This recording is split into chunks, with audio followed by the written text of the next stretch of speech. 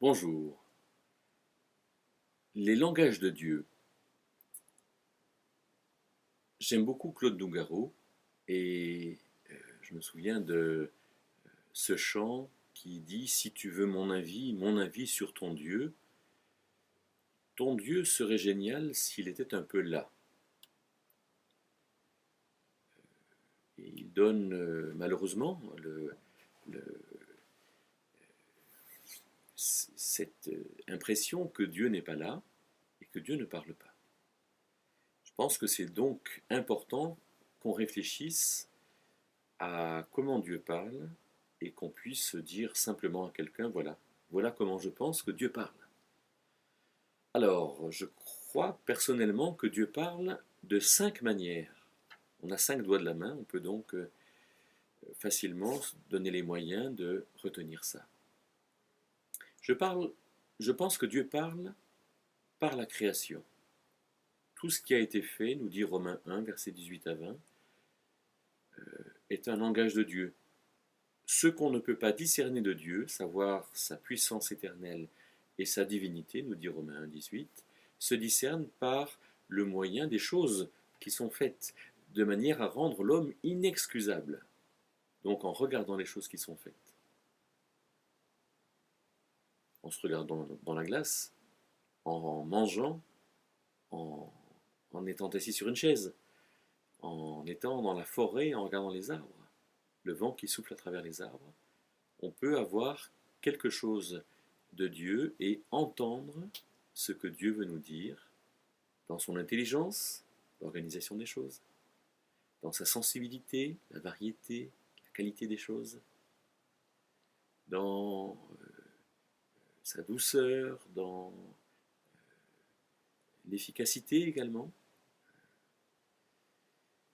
Voilà un premier langage, le langage de la création. Le deuxième langage, c'est celui de la conscience. Dieu parle par la conscience. Romains 9, verset 1, montre Paul qui dit que sa conscience rend témoignage par l'Esprit Saint. C'est quoi la conscience? La conscience, c'est cet organe immatériel que nous avons, dont le mot d'étymologie latine, conscience, cum scio, veut dire littéralement selon le savoir. On peut donc penser que l'Esprit de Dieu nous parle en fonction du savoir qui est en nous. Et selon à quoi je pense, l'Esprit de Dieu va me dire ça c'est bien, ça c'est pas bien. Ou selon à quoi je réfléchis, l'Esprit de Dieu va m'aider à comprendre plus ou moins bien, plutôt mieux, bien sûr. Et la conscience va me reprendre ou non. Et donc Dieu me parle par ma conscience. Dieu parle à tout homme par la conscience. Le troisième langage de Dieu, c'est l'incarnation. L'incarnation, c'est donc le fait que Dieu se soit fait homme et qu'il ait habité au milieu des humains et que les humains nous l'aient transmis. Voilà un troisième langage. Ça montre toute l'importance que Dieu donne à l'humanité. Ça montre toute la qualité de l'humanité et ça montre aussi le projet de Dieu d'habiter avec nous, ce qui est extraordinaire. Troisième langage, le langage de l'incarnation. Quatrième langage, celui de l'écriture. La Bible se dit d'elle-même qu'elle est parole de Dieu. C'est Dieu qui parle. Dieu est un Dieu qui veut parler à tous. Et la Bible est traduite dans un bon nombre de langues et de dialectes, entièrement ou en partie. Et donc, nous pouvons écouter la parole de Dieu. C'était la quatrième chose. Et puis la cinquième chose, c'est que Dieu parle par un peuple, Dieu a parlé par Israël, Dieu parlera par un peuple, Israël, qui est le peuple par lequel il veut se faire connaître aux autres peuples et connaître son projet politique, le Pentateuque étant une loi nationale.